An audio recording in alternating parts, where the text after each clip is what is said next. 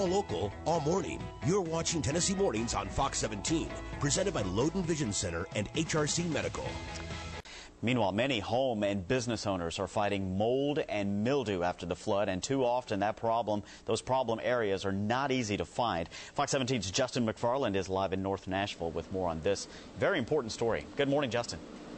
And good morning, Nick. Where I'm standing right now, a few weeks ago, was a very busy flower shop in North Nashville just off of West Hamilton. But now, as you can see, it's been stripped down to the bare walls because of all the water that was in this building. Talk more about it. We've got Jeff Stockton. He is with PuroClean in Nashville, and they are doing the work not just here, but all over town as far as cleaning up from the flood. Jeff, good morning. Hey, good morning. Talk to me about what you and your company does. Our company specializes in the cleanup of water damage, fire and smoke damage, and with a special emphasis, especially at this time, in mold remediation. Mold remediation. Now, talk to me about the mold risk that existed in this building once upon a time and what you guys are doing to fight it. Well, anytime you have a moisture intrusion on a large scale, as we've had here over the past couple of weeks, you run a really high risk of mold growth, particularly with contaminated water.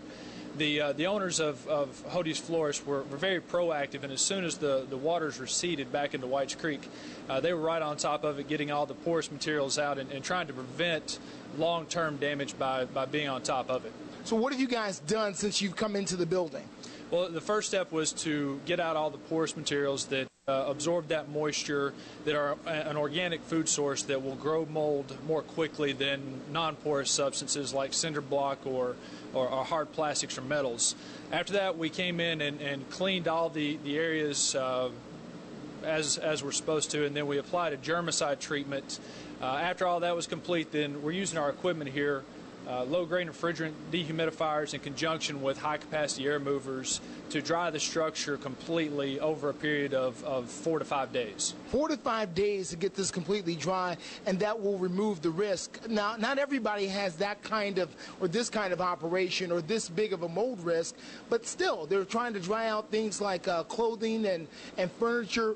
What would you advise someone who fights this every day in order to do something like that? Yeah, the first step is to control the moisture. If you've already got a mold problem, you can go to EPA.gov. The Environmental Protection Agency publishes a lot of great information that will help point people in the right direction. But the main thing is to control the moisture.